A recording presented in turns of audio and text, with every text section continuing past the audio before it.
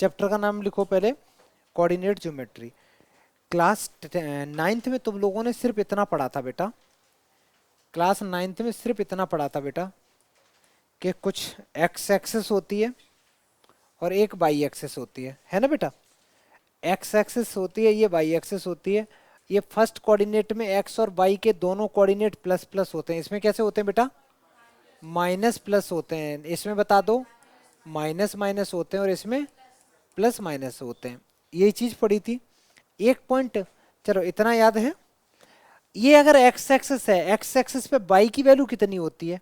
0। और Y axis पे x की वैल्यू 0 होती है। तो ऐसे लिखेंगे, on x axis, on x axis जो वाई होता है बच्चा वो 0 होता है। और ऐसे ही लिखोगे ऑन वाई एक्सिस जो एक्स होता है वो 0 होता है। ये 2 पॉइंट याद रखो, जल्दी से नोट करके लिख लो बेटा, नोट करके लिख लो, ठीक है। और क्लास 10th में जो हमें स्टार्ट करना है वो कुछ और चीज़ें हैं। क्लास 10th में हमें टोटल इस चैप्टर के अंदर में 3-4 टॉपिक पढ़ने हैं बस।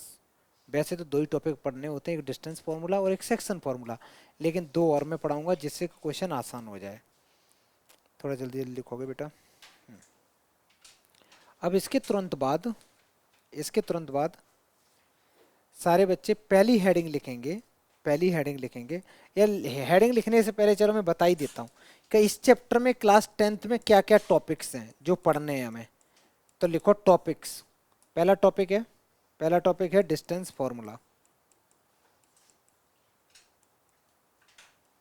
पहला है बच्चा डिस्टेंस फॉर्मूला। दूसरा टॉपिक है सेक्शन फॉर्मूला। ऐसे ही जो तीसरा टॉपिक है वो मैं लिखाऊंगा तुम्हें एरिया ऑफ अ ट्रायंगल या mid point formula, mid point formula. और एक और लिखा दे रहा हूं बेटा last, that is area of a triangle.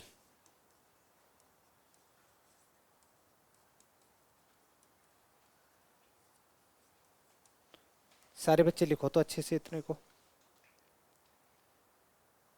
लिखने के बाद में पहली हेडिंग लिखोगे डिस्टेंस फॉर्मूला।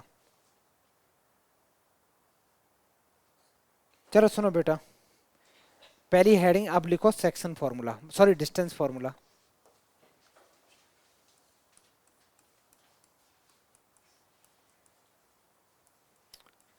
पहली हेडिंग लिखो डिस्टेंस फॉर्मूला। और डिस्टेंस फॉर्मूला में क्या होता है बच्चा, अगर मेरे पास में 2 पॉइंट गिवन है, 2 पॉइंट गिवन है, उन 2 पॉइंट के बीच की डिस्टेंस निकालनी हो, बड़ा आसान होता है। ऐसा सीन होता है, अगर मान लो मेरे पास एक पॉइंट ए है जिसके कोऑर्डिनेट्स हैं x1, y1, एक बी पॉइंट है जिसके कोऑर्डिनेट्स हैं x2, y2, और मैंने बोला कि ए से लेके बी तक की डिस्टेंस निकालो, ए से लेके बी तक की डिस्टेंस निकालो। तो जो ए बी होगा, ए बी होगा वो इक्वल टू होगा बेटा under root x2 minus x1 का होल स्क्वायर। ये फॉर्मूला होता है, ठीक है। x2 माइनस x1 का whole square plus y2 minus y1 का होल स्क्वायर। एक बात बताओ, a माइनस बी का होल स्क्वायर या फिर b माइनस ए का होल स्क्वायर, बात एक ही होती है कि डिफरेंट होती है? एक ही बात होती है, एक ही होती है। क्यों होती है? क्योंकि होल पावर 2 है ना, तो वो माइनस से कोई फर्क नहीं पड़ता। जैसे तो कुछ बुक्स में ऐसे भी तुम लिखा दो, देखोगे इस फॉर्मूले को, ये लिखा होता है x1 माइनस x2 का whole square plus y1 minus y2 का होल स्क्वायर और इस पूरे का अंडर रूट। ठीक है बेटा, तो सारे बच्चे ये फॉर्मूला लिखो, डिस्टेंस फॉर्मूला। डिस्टेंस फॉर्मूला को हम लोग, डिस्टेंस को किससे डिनोट करते हैं? डी से। डिस्टेंस को हम लोग डी से डिनोट करते हैं, डी, स्मॉल डी से डिनोट करेंगे डिस्टेंस को। x2 माइनस x1 का whole square plus y2 minus y1 का होल स्क्वायर। x1 y1 क्या होते हैं? वो होते हैं पॉइंट 1 के कोऑर्डिनेट, और x2 y2 होते हैं दूसरे पॉइंट के कोऑर्डिनेट। अगर तीसरा होता तो x3 y3, चौथा पॉइंट होता तो x4 y4। समझ में आया? जल्दी लिखो बेटा। अच्छा, ये तो था हमारा डिस्टेंस फॉर्मूला, जल्दी जल्दी लिखो स्पीड में। लिख लिया होगा ना बेटा, मैं हटा रहा हूँ, ठीक है। अब सारे बच्चे हेडिंग डालो, डिस्टेंस फार्मूला के बाद हेडिंग डालो सेक्शन फार्मूला। हेडिंग लिखो सेक्शन फार्मूला।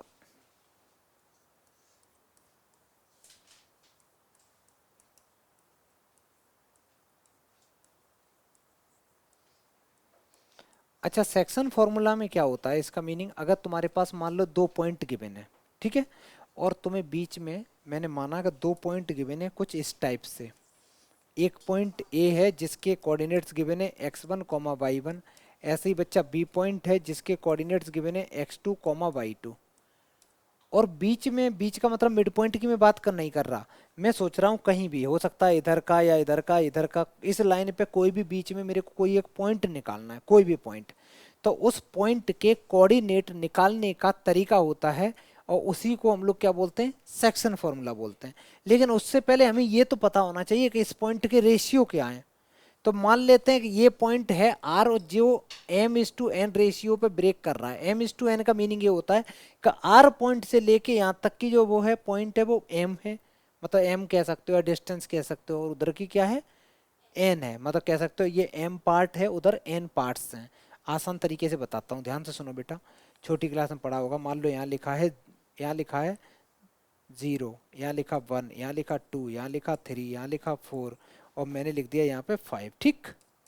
अगर मैं यहाँ पे पॉइंट रख दूँ यहाँ, तो इस पॉइंट से लेफ्ट में कितने पार्ट हैं, कितने डिवीजन हैं, एक दो, दो डिवीजन है। इसके राइट में कितने डिवीजन, एक दो तीन। तो इस पॉइंट का रेशियो क्या हो गया, ये जो पॉइंट है इस पूरी लाइन को 2:3 रेशियो में ब्रेक कर रहा है। ये रेशियो का मीनिंग होता है। आगे सुनो, ऐसे में 3 की बात करूं तो 3 से इधर पॉइंट कितने, एक दो तीन पार्ट हैं, तो ये 3 पार्ट इधर हो गए, उधर कितने पार्ट, दो। तो ये 3:2 में ब्रेक कर रहा है, ठीक है। अच्छा, 4 किस में ब्रेक कर रहा है, इधर कितने, एक दो तीन चार, और राइट में कितने, 4:1। तो रेशियो का चक्कर समझ में आया, कैसे रेशियो ब्रेक कर रहा होता है चीजों को। सेम फंडा यहाँ पे है। अगर ये एम पार्ट इधर है, एन इधर है, और तो आर पॉइंट के अगर मेरे को बच्चा कोऑर्डिनेट निकालने हैं, तो कोऑर्डिनेट ऑफ आर निकालने का फॉर्मूला होता है, coordinates of R equal to ऐसे करते हैं, यहाँ देखो, यहाँ देखो, यहाँ देखो, यहाँ देखो, इस m का मल्टीप्लाई x1 x2 के साथ करेंगे तो कितना बन जाएगा बच्चा,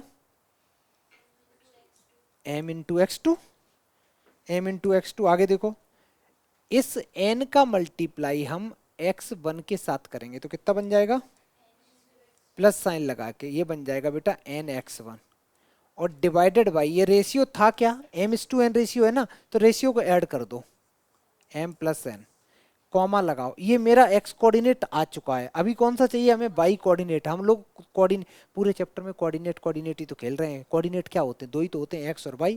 पहला कोऑर्डिनेट x, दूसरा y। जब क्लास 12th में आ जाओगे, 11th में आ जाओगे, तब मैं तुम्हें एक और पढ़ाऊंगा, z कोऑर्डिनेट। तो वहाँ पे रहता है x, y, z, ठीक है।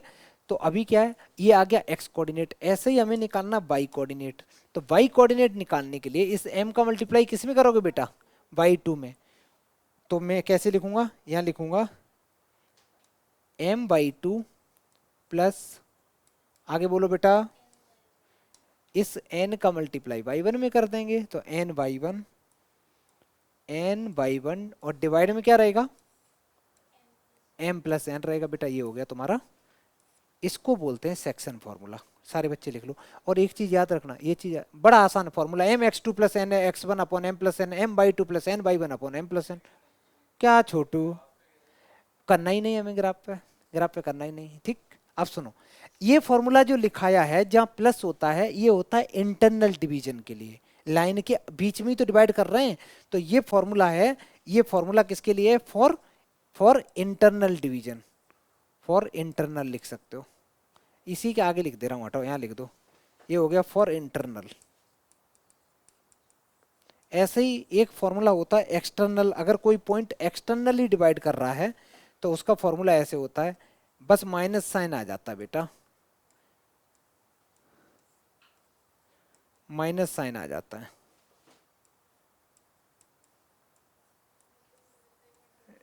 लिखा होगा इंटरनल, लिखा होगा एक्सटर्नल, लिखा होगा, ठीक है, फॉर एक्सटर्नल। कुछ नहीं लिखा है तो इसका मतलब हम इंटरनल मान के चलेंगे, ठीक है। लिखो बेटा, ये दोनों फॉर्मूले लिख लो। फॉर्मूला लिखने के बाद फिर आगे बढ़ते हैं, मिड पॉइंट फॉर्मूला लिखेंगे। जल्दी जल्दी करो थोड़ा। कोई रोज नहीं खाते हैं, रोज मत खाया कर बेटा। इतना हटा दें। हेडिंग लिखो, हेडिंग लिखो। ले खा, यही उम्र है, खा पी सब। हाँ सब खा बेटा, कुछ नहीं, ये नहीं खाना वो नहीं, क्यों नहीं खाना? डॉक्टर जब बताएगा नहीं खाना नहीं खाएंगे। सब खा बेटा, जब डॉक्टर अब मना करने लगे तभी मत मत खाना। सब खा बेटा। अच्छा सुनो, अब लिखो मिड पॉइंट फॉर्मूला।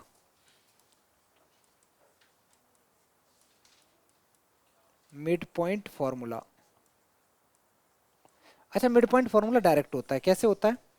अगर तुम्हारे पास में एक पॉइंट ए है जिसके कोऑर्डिनेट्स हैं x1 कॉमा y1, और ऐसे ही बच्चा एक पॉइंट बी है जिसके कोऑर्डिनेट हैं x2 कॉमा y2, और मैंने तुम्हें बोला कि ए से लेके बी के बीच में कोई मिड पॉइंट तो बीच में ही होगा ना, एग्जैक्ट बीच में होगा, एग्जैक्ट बीच में होगा मिड पॉइंट एम। तो इसके कोऑर्डिनेट निकालने हैं, तो मिड पॉइंट इक्वल टू हो जाएगा। अब इसको करने के देखना, दो तरीके में बता रहा हूँ, ध्यान से सुनना सारे बच्चे। अगर कोई मिड पॉइंट है तो इसका रेशियो क्या होगा, इधर उधर इक्वल होगा, दैट इज 1:1 होगा, यही तो होगा बेटा। अब इसमें यही लगा दो फॉर्मूला, तो ये बनेगा 1 × x2 plus 1 × x1, 1x1 divided by 1+1, comma 1 × y2 plus 1 × y1 divided by 1+1। कितना आंसर आया बेटा, देखना ऊपर चेक करना। x² होता है, x2 बोलते हैं, x2 बोलते हैं इसको। ये क्या आया? इसको ऐसे भी तो लिख सकता हूँ, x1 प्लस x2/2 लिख सकता हूँ ना बेटा। और इसको क्या लिख सकता हूँ, y1 प्लस y2/2। यही तो होता है मिड पॉइंट फॉर्मूला। समझ में आया? तो डायरेक्ट याद रखना, x1 plus x2/2, y1 plus y2/2 mid point बन गया, ठीक है। जल्दी लिखो, अकल लगाओ छोटू। अगर ये मिड पॉइंट है एक लाइन का, मिड पॉइंट का मतलब ये बीच में है, तो इस बीच के इधर कितने पार्ट हैं? एक, एक डिवीजन है, इधर कितना डिवीजन? एक। तो रेशियो कितना हो गया? जब भी मिड पॉइंट होता तो 1:1 डिवीजन रहता है।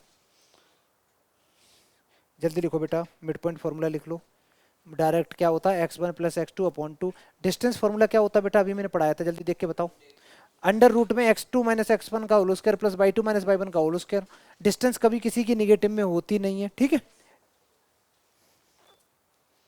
वो भी एक पूजा है।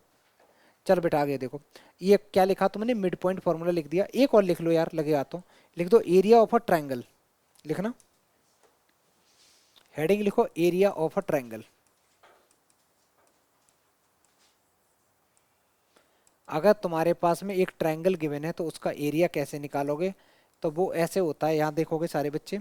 अगर एक ट्रायंगल है तुम्हारे पास इस टाइप का, जिसके कोऑर्डिनेट हैं, ए पॉइंट के कोऑर्डिनेट्स हैं बेटा x1 कॉमा y1, और बी पॉइंट के कोऑर्डिनेट्स हैं x2 कॉमा y2, और सी पॉइंट के कोऑर्डिनेट्स हैं x3 कॉमा y3, ठीक है। ये कोऑर्डिनेट हैं। अब लिखना मत, यहाँ देखो फॉर्मूला नहीं तो याद करने में थोड़ी दिक्कत होगी। तो एरिया निकालने का डायरेक्ट फॉर्मूला होता है 1/2, बड़ा सा ब्रैकेट, यहाँ x लिखेंगे, ब्रैकेट लगाएंगे, फिर x लिखेंगे, फिर ब्रैकेट लगाएंगे, फिर x लिखेंगे, फिर ब्रैकेट लगाएंगे। इतना काम कर लोगे? करो, जल्दी करो, जैसे मैं बता रहा हूँ। मत करो मत करो, नहीं तो पता नहीं कितना बड़ा ब्रैकेट कर दो। सुन लो, पहले सुन लो। ये लिखने के बाद अंदर लिख दो y माइनस वाई, देखते चलो बस। ये मैं फॉर्मूला बनाने का तरीका बता रहा हूँ। y माइनस वाई लिख दिया। पहले क्या लिखा, x x x bracket bracket bracket, अंदर y minus y, y minus y. अब एक तुम्हें साइकिल चलानी है, कैसे? यहाँ 1 लिखा है, यहाँ 2 लिखा है, यहाँ 3 लिखा है। क्लॉकवाइज डायरेक्शन में एक साइकिल चलानी है। यहाँ पे क्या लिख दो, 1, तो नेक्स्ट 2, फिर 3। तो ये बन गया x1, ये बन गया y2, ये बन गया y3। लिख दिया। यहाँ x1 था तो यहाँ क्या आएगा अब की बार, 2। 2 के बाद बताओ क्या आएगा साइकिल में, 3 1। बहुत बढ़िया बेटा, x2 हो चुका, क्या आएगा 3। अगर 3 आ गया तो 3 के बाद 1 2। वैसे याद करना बड़ा मुश्किल था, देखो कैसा कितना गंदा लग रहा है देखने में। x1/2 minus by three, x2/3 minus by one, x3/1 minus by two. समझ में आ गया? तो ये होता है formula area of a triangle निकालने का। एरिया निगेटिव में होता नहीं छोटू, तो इस पूरे पे क्या आता है, मॉड और आता है। क्या आता है बच्चा? मॉड और लगाते हैं, मतलब अगर आंसर निगेटिव में आ भी जाए तो उसको पॉजिटिव बना देना, ये मॉड होता है, क्लास 11th में पढ़ोगे। कोई दिक्कत मत लगाओ बेटा, एक नंबर तुम खो के आ जाना, ठीक, कोई दिक्कत नहीं है। लिख लो, ये क्वेश्चन वैसे भी किसी और काम के लिए है। जल्दी करो, अब करते हैं सवाल। फीलिंग तो हाँ चलो बेटा सुनो, इतना कर लिया। करने के तुरंत बाद क्या क्या लिखा, डिस्टेंस फार्मूला लिख दिया, सेक्शन फार्मूला लिख दिया, मिड पॉइंट फार्मूला लिख दिया, एरिया ऑफ ट्रायंगल लिख दिया। ठीक, पहला सवाल, सारे बच्चे ये क्वेश्चन नोट डाउन करेंगे और करना चालू करो। पहले क्वेश्चन लिखो अच्छे से। क्वेश्चन क्या कहता है, पूछे हैं कि ये तीन चार जो पॉइंट, तीन पॉइंट दे रखे, क्या ये ट्रायंगल बना रहे हैं, पहले तो ये पूछा है। ठीक है, तो सारे बच्चे क्या करेंगे, ये पहले क्वेश्चन लिखो, जल्दी करो जल्दी करो, कॉमन सेंस लगाओ। उसने ये बोला है कि ये तीन पॉइंट दे रखे हैं, तीन पॉइंट दे रखे, तो तीन पॉइंट का मैंने कुछ ऐसे नाम लिख दिया। सपोज जो पहला पॉइंट है उसको मैंने ए ले लिया, 3,2। ऐसे ही बी पॉइंट को बच्चा मैंने ले लिया ये -2, -3। और सी पॉइंट ले लिया, ये ले लिया बेटा। एक काम करते हैं, पहले ए बी निकालो, ए से बी की डिस्टेंस निकालो, बी से सी की डिस्टेंस निकालो, ए से सी की डिस्टेंस निकालो। मतलब पहले ए बी निकालो, सारे बच्चे ए बी निकालो, ऐसे ही बी सी निकालो, और ऐसे ही ए सी निकालो। ये तीनों पहले साइड निकालो, कितनी कितनी आ रही हैं, डिस्टेंस फॉर्मूला लगा लगा के निकालोगे बेटा। एक मैं निकाल दे रहा हूँ, अगर ए बी निकालोगे तो ये अंडर रूट में आएगा, -2 -3 का होल स्क्वायर प्लस -3 माइनस, क्या बेटा लिख दो फॉर्मूला, तुम लोग लिख लो, मैं नहीं लिख रहा। तो ये आ जाएगा, मैं यहाँ लिख दे रहा हूँ नीचे, ये बन जाएगा -5 का स्क्वायर। -5 का स्क्वायर कितना होता है बेटा, +25। ये भी +25, ये बन गया 2 × 25। जिसको मैं और अच्छे से लिखना चाहूँ तो ये 5√2 बन गया, ये भी आ गया, ये भी आ गया ना बेटा। ऐसे ही तुम लोग बी सी निकालोगे, जैसे ए बी आया ऐसे ही बी सी निकालेंगे। तो बी से सी की डिस्टेंस निकालने के लिए हमें लिखना पड़ेगा, रुद्राक्ष बताओ, अगर मेरे को बी सी निकालना हो तो x1/1 x2/2 क्या लेंगे बोलो, और y1 -3, और ये x2 ये y2। तो मैं क्या लिखूंगा, y2, मतलब 2 में से -2 कॉमन वो माइनस करूंगा, तो माइनस माइनस प्लस हो जाएंगे। समझ में आया? और 3 में से -3 माइनस करूंगा, और सॉल्व करेंगे तो ये कुछ ऐसे बन जाएगा, ये बन गया 2 2 4, 4 का स्क्वायर बन जाएगा, ये 6 का स्क्वायर बन जाएगा, 4 का स्क्वायर 16 होता है, 6 का स्क्वायर 36 होता है, ये 52 बन गया बेटा, बी सी आ गया। ठीक है, कर कर बेटा, क्या देख रही, करके देखो, ऐसे नहीं, ऐसे ऊपर से नहीं देखो ना, खुद तो करके देखो। कैसे, ए बी वाले में ये माइनस ये होता है कि नहीं होता है, तो -2 -3 कितना होता है, यही तो होता है। करके देखो, ऐसे ताकोगे तो वो पूरा गड़बड़ गड़बड़ हो जाएगा। ए बी हो गया, बी सी हो गया, ऐसे ही निकालोगे बेटा। अब कौन सा तीसरी चीज बची है, ए सी निकालो।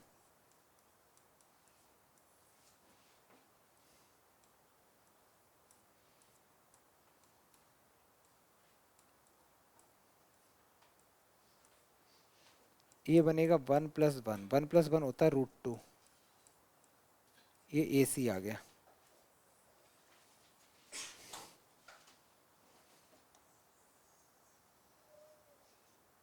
ए बी आ चुका है, बी सी आ चुका है, ए सी आ चुका।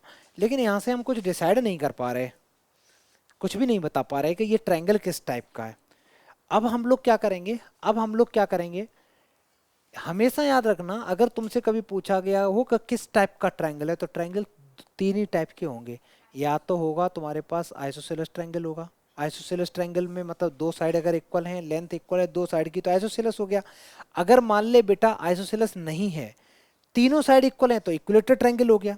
और वो भी नहीं है तो एक पाइथागोरस हमेशा चेक किया करो, पाइथागोरस चेक करने का मतलब ये होता है कि जो पाइथागोरस थ्योरम को फॉलो करते हैं वो सारे के सारे क्या होते हैं, पाइथागोरस ट्रायंगल हो जाते हैं, मतलब राइट एंगल ट्रायंगल हो जाते हैं।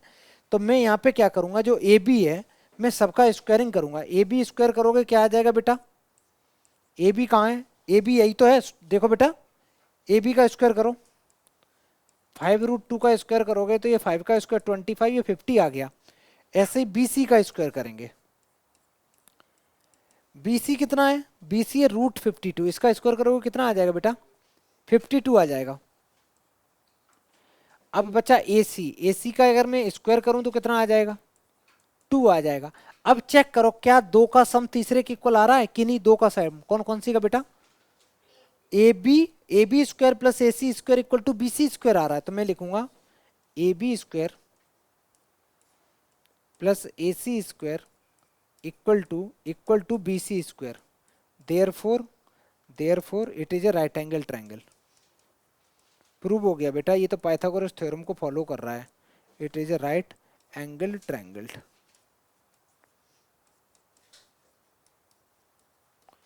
अगर ये पाइथागोरस थ्योरम को फॉलो कर रहा है तो पक्का राइट एंगल ट्रायंगल ही होगा। समझ में आ गया सर,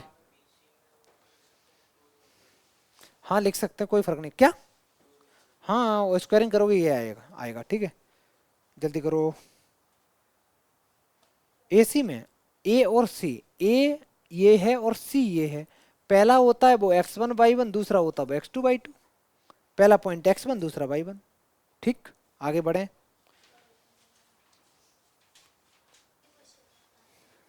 एनसीईआरटी के कर रहे हैं बेटा, नेक्स्ट एनसीईआरटी के एग्जांपल है। क्वेश्चन दूसरा जल्दी करो बेटा, जल्दी लिखो तुम। इस क्वेश्चन में देखो प्रूव करना है, क्या करना है ध्यान से सुनना है कि ये पॉइंट है वो एक स्क्वायर के पॉइंट प्रूव करना है। तो मान लेते हैं थोड़ी देर के लिए कि एक ए बी सी डी एक स्क्वायर है, या ऐसे ही मैंने मान लिया एक point A B C D. A B C D अगर स्क्वायर होते तो स्क्वायर की सारी साइड की लेंथ क्या होती है, आपस में इक्वल होती है। तो सारे बच्चे एक काम करो, पहले ए पॉइंट हो गया, ये बी हो गया, ये सी हो गया, ये डी हो गया। तो ए पॉइंट के कोऑर्डिनेट्स हो गए 1,7, बी पॉइंट के कोऑर्डिनेट्स हो गए 4,2, और सी पॉइंट के बेटा ये हो गए, और डी पॉइंट के हो गए ये। अब निकालो सारे बच्चे, ए बी निकालो, पहले ए बी निकालो, बी सी निकालो, सी डी निकालो और ए डी निकालो।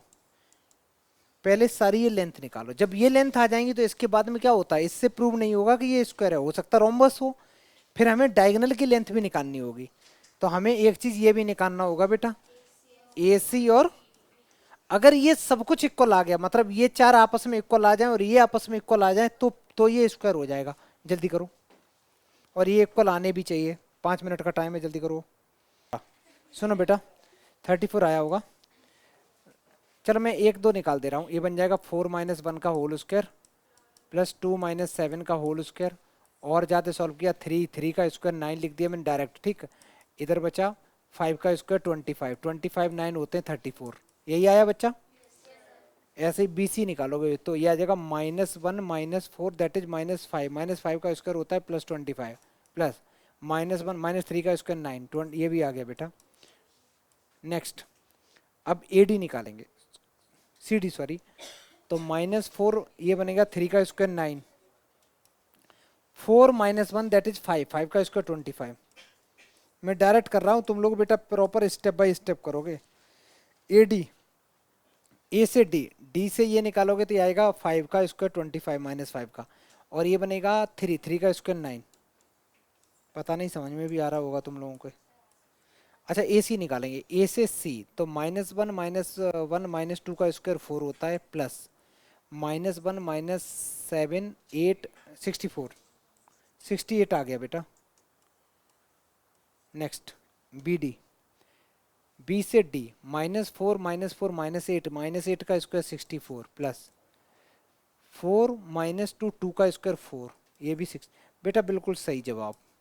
तो अब तुम क्या बोलोगे, तुम बोलोगे all sides are equal, diagonals are also equal, therefore it is a square. ठीक है,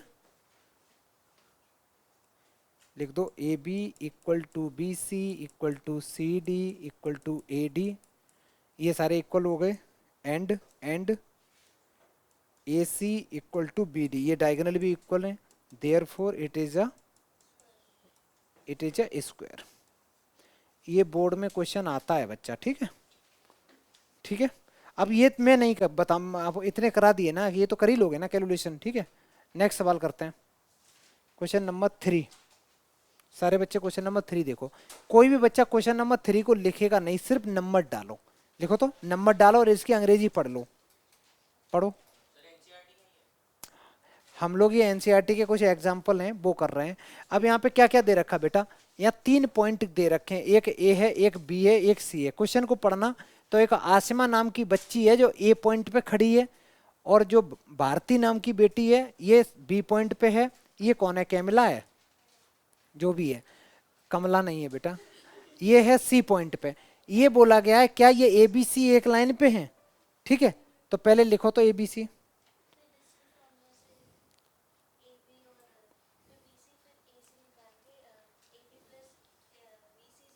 अच्छा ठीक है, ठीक है, तो सही है। इसमें इसमें एक तरीके से कोलिनियर वाला कंसेप्ट लगाना था बेटा। क्या करना था, जैसे तुम्हारे पास में ये पॉइंट गिवन थे ना ए बी सी, तो पहले सारे बच्चे ए बी निकालो। ए बी कितना आ जाएगा, ए बी आ जाएगा 6 - 3 का होल स्क्वायर प्लस 4 - 1 का होल स्क्वायर।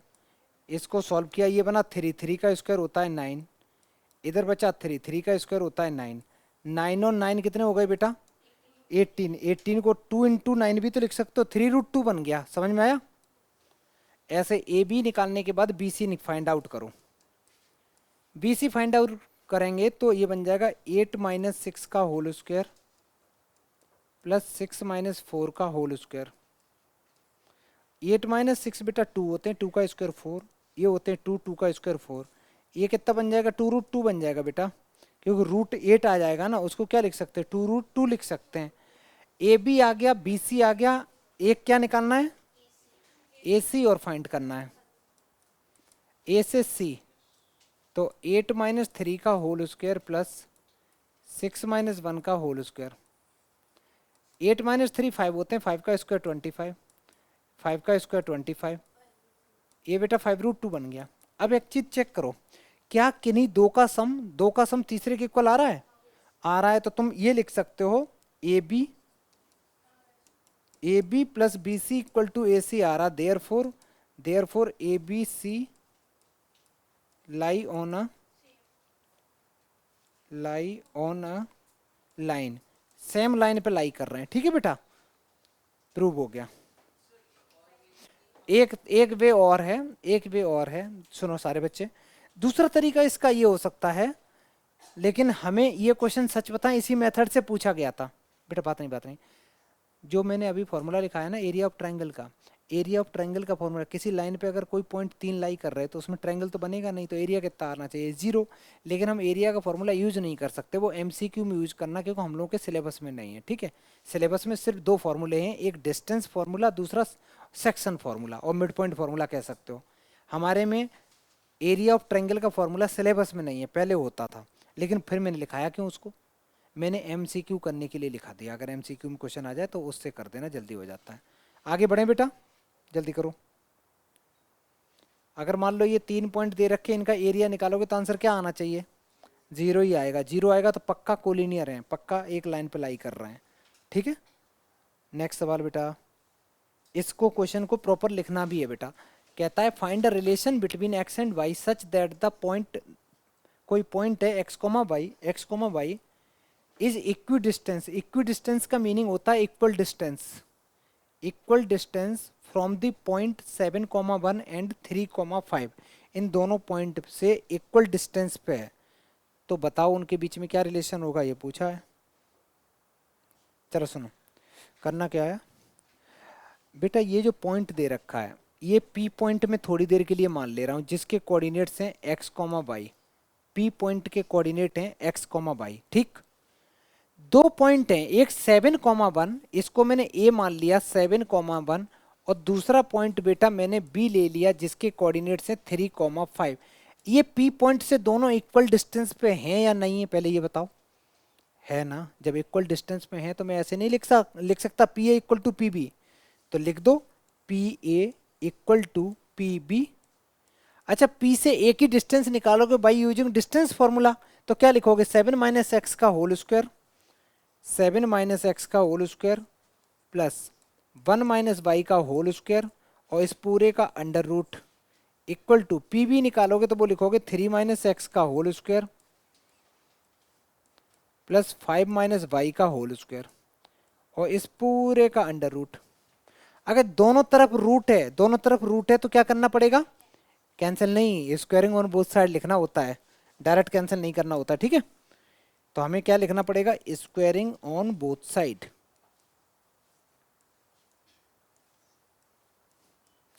दोनों साइड में बेटा हम स्क्वायरिंग कर देंगे, जैसे ही स्क्वायरिंग करोगे तो इधर का रूट उड़ जाएगा, कैंसिल आउट हो जाएगा। और फिर अंदर जो बचेगा ए माइनस बी का होल स्क्वायर का फॉर्मूला लगा दो। ए माइनस बी का होल स्क्वायर क्या फॉर्मूला होता है, A square plus B square minus 2ab। तो यहाँ पे मैं लगाऊंगा, ये बन जाएगा 49 plus x square minus 14x। 1 minus y का होल स्क्वायर फॉर्मूला बन जाएगा y 1 square y square minus का 2y इक्वल टू, राइट में लगाओगे बेटा तो ये 9 बन जाएगा, ये एक्स स्क्वायर बन जाएगा, ये 6x बन जाएगा, इधर फॉर्मूला लगाओगे ये 25 बन जाएगा, ये वाई स्क्वायर बन जाएगा और ये 10y बन जाएगा।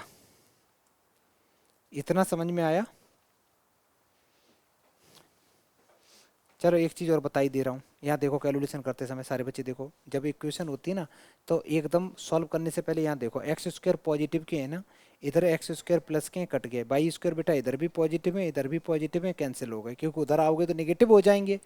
अब जो भी बचा है एक्स वाले सारे एक तरफ कर लो, एक्स वाई वाले, और नंबर आंसर आ जाएगा। जल्दी करो, ट्राई करो।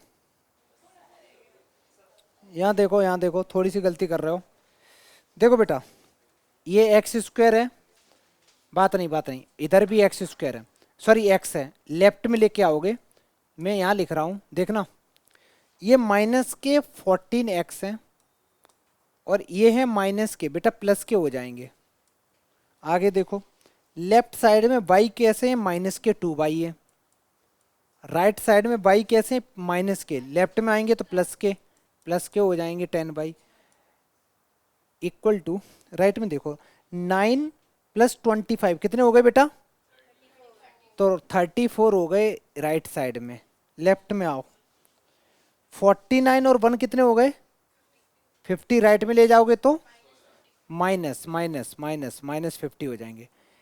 इन दोनों को सॉल्व किया कितना आया, माइनस का 8x, इन दोनों को सॉल्व किया आया प्लस का 8y, इन दोनों को सॉल्व किया आया माइनस का 16। पूरी इक्वेशन को डिवाइड बाई कर दो, या तो 8 से डिवाइड कर दो या फिर -8 से डिवाइड कर दो, या आसान तरीका बताऊं -8 कॉमन ले लो, -8 कॉमन ले लो तो ये x minus y equal to -16।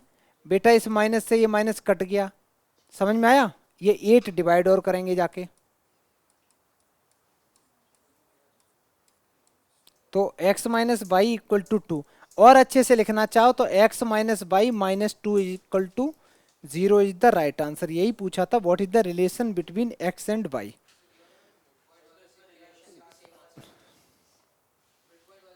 नहीं करना, उसे करना नहीं, ठीक है, उसे नहीं करना है, वो अरे नहीं करना ना, उससे करना ही नहीं है, ठीक है, उसका कुछ लॉजिक है क्यों नहीं करना है, उससे नहीं करना है बेटा। क्यों नहीं करना है, ये जो पॉइंट है ना जरूरी थोड़ी नहीं इसके बीच में हो, इक्वल डिस्टेंस पे है, तो इक्वल डिस्टेंस का मतलब ये ऐसे जानबूझ के तभी तो मैंने ऐसे बनाया, यहाँ से ये पॉइंट ये दोनों इक्वल डिस्टेंस पे हैं, लेकिन क्या ये इन दोनों का मिड पॉइंट है, नहीं ना। समझ में आ रहा है कि नहीं आ रहा, इक्वल डिस्टेंस तो हो सकती है, ये 5 मीटर पे हो ये भी 5 मीटर पे हो, यहाँ भी ये पॉइंट हो सकता है, इधर भी हो सकता है, इधर भी हो सकता है, इधर भी हो सकता है, समझ में आया। इसलिए मिड पॉइंट न लगा के हम ये करेंगे डिस्टेंस फॉर्मूला से। आगे बढ़े बच्चा, तो काट के दोबारा करो, पूरा जल्दी करो। नेक्स्ट सवाल, सारे बच्चे क्वेश्चन लिखो, क्वेश्चन लिखो, find the point on the by axis. अच्छा बेटा एक बात बताओ, कोई पॉइंट अगर बाई एक्सिस पे होता है तो उसका एक्स कोऑर्डिनेट क्या होता है, तो 0, तो इसमें भी इक्वी डिस्टेंस वाला ही फंडा है, तो इसमें 0, y बन जाएगा, बाई एक्सिस पे पॉइंट है बेटा, ये P पॉइंट हो जाएगा और A पॉइंट हो जाएगा तुम्हारा 6, 5 और B पॉइंट क्या हो जाएगा बेटा -4, 3।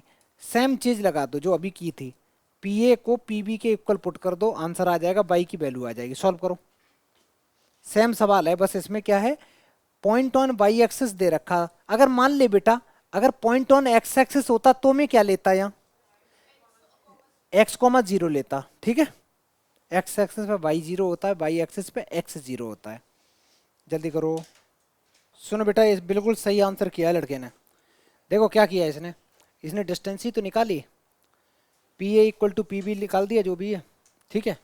पी पॉइंट के कोड जैसा मैंने डायग्राम बनाया था वो डायग्राम तो मैंने हटा दिया था, ठीक है कोई नहीं। डिस्टेंस करी, स्क्वायरिंग करी, रूट हट गया, फिर ए माइनस बी का होल स्क्वायर का फॉर्मूला लगा दिया, सॉल्व करते गए तो y equal to 9 is the correct answer. Find the point on the y axis पूछा था, वाई एक्सिस पे क्या पॉइंट होगा, तो पॉइंट क्या होगा बेटा जल्दी बोलो। अरे यार ये इस पेन से नहीं लिखना था, ये टूटा हुआ है। क्या है इसके पॉइंट, क्या आ गया बेटा, 0,9 is the right answer. 0,9 right answer है। सारे बच्चे कर लो, आगे बढ़े, नेक्स्ट सवाल करते हैं। चलो बेटा सारे बच्चे क्वेश्चन लिखो, ये क्वेश्चन लिख लो, लिखने के बाद इसको नेक्स्ट क्लास में करेंगे, लिख लो, लेकिन क्वेश्चन लिख के चले जाओ, नेक्स्ट क्लास में करते हैं, क्योंकि नेक्स्ट क्लास से ही सेक्शन फॉर्मूला पढ़ाना स्टार्ट करेंगे। और होमवर्क क्या दिया बेटा मैंने, एक्सरसाइज 7.1 है, अच्छा 8-10 क्वेश्चन है, करके आओगे, ठीक है। नेक्स्ट ये, हाँ ये तो सेक्शन फॉर्मूला से होगा ना बेटा, इसको अभी लिख लो, लिख के चले जाओ, इसको नेक्स्ट क्लास में मैं पढ़ाऊंगा।